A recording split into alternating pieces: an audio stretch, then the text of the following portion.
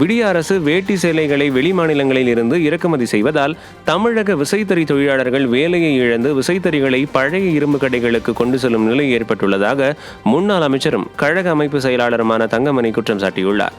சேலம் புறநகர் மாவட்டம் வீரபாண்டி கிழக்கு ஒன்றிய கழக சார்பில் நடைபெற்ற கழக செயல் வீரர்கள் வீராங்கனைகள் ஆலோசனை கூட்டத்தில் சேலம் புறநகர் மாவட்ட கழக செயலாளர் இளங்கோவன் தலைமை வகித்தார். இந்நிகழ்ச்சியில் கலந்து கொண்டு சிறப்புரையாற்றிய முன்னாள் அமைச்சரும் கழக அமைப்பு செயலாளருமான தங்கமணி விடிய அரசு விசைத்தறி தொழிலாளர்கள் பற்றி கவலைப்படவில்லை என காட்டமாக விமர்சித்தார். மேலும் இந்நிகழ்ச்சியில் வீரபாண்டி கிழக்கு ஒன்றிய கழக செயலாளர் வெங்கடேசன், வீரபாண்டி தொகுதி சட்டமன்ற உறுப்பினர் ராஜமுத்து, முன்னாள் சட்டமன்ற உறுப்பினர் மனோன்மணி, ஒன்றியம் மற்றும் கிளை கழக நிர்வாகிகள், சார்பு அணி நிர்வாகிகள் பலர் கலந்து கொண்டனர். நூல்வடை ஏற்றம் என்ற காரணத்தினால் துண்டாக இருந்தாலும் சரி, வேஷ்டியாக இருந்தாலும் சரி, லுங்கியாக இருந்தாலும் சரி, சேலையாக இருந்தாலும் ஒரு விலையை நிர்ணயிக்க முடியாத ஒரு சூழ்நிலை இருந்த காரணத்தினால் இன்று பவர்லூம் எல்லாம் தாய்லாங்கடைக்கு செல்கின்ற நிலைமையை உருவாக்கி விட்டார்கள். அது மட்டுமல்லாமல் இலவச வேஷ்டி சேலை என்பது அம்மாவில் இருக்கின்ற போதும் அண்ணன் அவர்கள் இருக்கின்ற போதும் ஒரு 50% இலவச வேஷ்டி சேலை 50% தறியிலே ஓடிக்கொள்ளும். வருஷம் 365 நாளும், அதாவது கிட்டத்தட்ட 8 மாதம் இலவச வேஷ்டி சேலை, OAP சேலை, யூனிஃபார்ம் என்று ஒரு 50% போடும். மீதி 50% வேஷ்டிகள், துண்டு, லுங்கி, சேலை என்று மார்க்கெட் ரகம் ஓடுகின்ற போது வருஷம் 365 நாளும் எல்லா தறிக்கும் வேலை இருந்தது, தொழிலாளிகளுக்கும் வேலை கிடைத்தது. ஆனால் இந்த 4 ஆண்டு காலமாக இந்த வருடத்தோடு அவர்கள் இலவச வேஷ்டி திட்டத்தை சொல்ல வேண்டும் என்று சொன்னால் 4 ஆண்டு காலம் ஆகி போகின்றது. அவர்கள் 25% கூட உற்பத்தி செய்வது கிடையாது.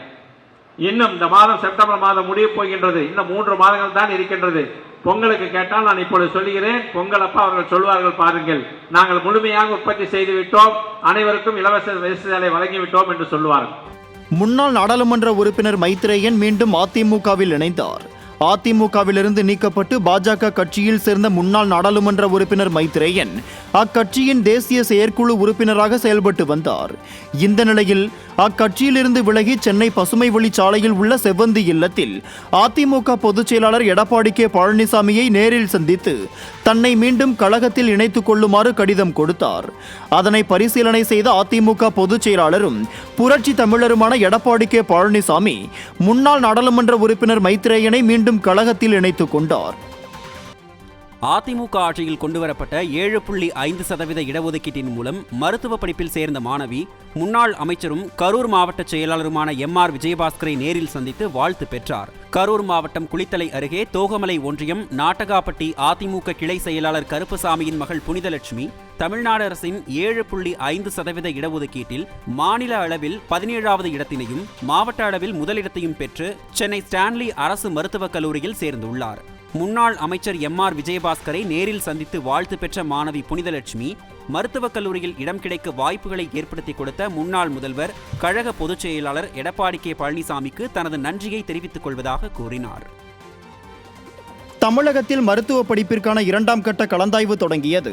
தமிழக மருத்துவ கல்லூரிகளில் சேர்வதற்கான முதல் கட்ட கலந்தாய்வு முடிந்த நிலையில் அரசு ஒதுக்கீட்டில் காலியாக உள்ள 399 MBBS மற்றும் 727 BDS இடங்களுக்கும், நிர்வாக ஒதுக்கீட்டில் காலியாக உள்ள 1024 MBBS மற்றும் 839 BDS இடங்களுக்குமான 2ஆம் கட்ட கலந்தாய்வு ஆன்லைன் மூலம் தொடங்கியது.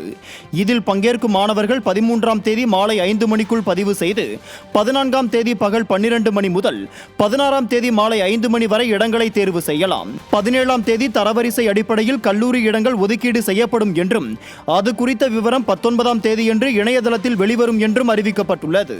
மேலும் வரும் 26ஆம் தேதி பகல் 12 மணி வரை இடஒதுக்கீட்டு ஆணையை பதிவிறக்கம் செய்து கொள்ளலாம் என்றும் அன்று மாலை 5 மணிக்குள் ஒதுக்கீடு பெற்ற கல்லூரிகளில் மாணவர்கள் சேர வேண்டும் எனவும் அறிவிக்கப்பட்டுள்ளது.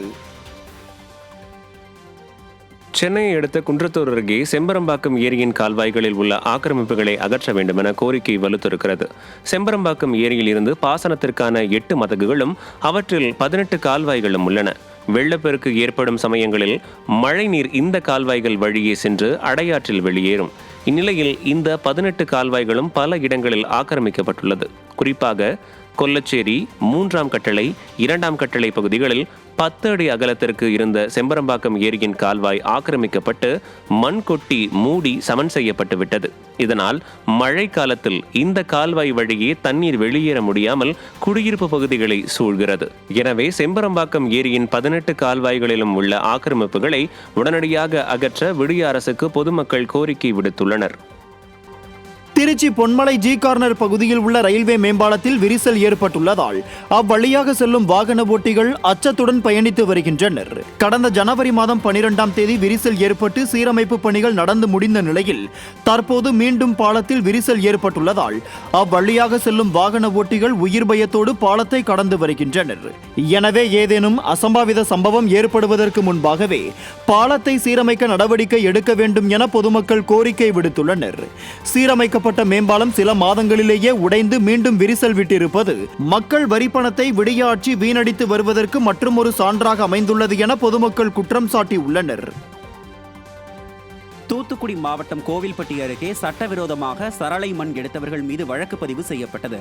உருளைக்குடி கிராமத்தில் 96 ஏக்கர் பரப்பளவில் அமைந்துள்ள கண்மாயில் சுமார் 40 ஏக்கர் அளவில் வண்டல் மண் எடுக்க அனுமதி பெற்ற சிலர் சட்டவிரோதமாக சரளை மண்ணை எடுத்ததை கண்ட கிராம மக்கள் அந்த வாகனங்களை சிறைப்பிடித்து போராட்டத்தில் ஈடுபட்டதுடன் அவற்றை நாலாட்டின்புதூர் காவல் நிலையத்தில் ஒப்படைத்தனர். இந்நிலையில் உருளைக்குடி கிராம நிர்வாக அலுவலர் சுப்புராஜ் கொடுத்த புகாரின் அடிப்படையில் சட்டவிரோதமாக சரளை மண் எடுத்ததாக கருத்தபாண்டி, விஜயன், மகாராஜன், சண்முகம் ஆகிய 4 பேர் மீது நாலாட்டின்புதூர் காவல்துறையினர் வழக்கு பதிவு செய்ததுடன் இது தொடர்பாக 3 லாரிகள் உள்பட 5 வாகனங்களை பறிமுதல் செய்தனர். இதை கண்ட பொதுமக்கள் விடிய ஆட்சியில் இன்னும் என்னென்ன முறைகேடுகள் அரங்கேறுமோ என தலையில் அடித்துக் கொள்கின்றனர்.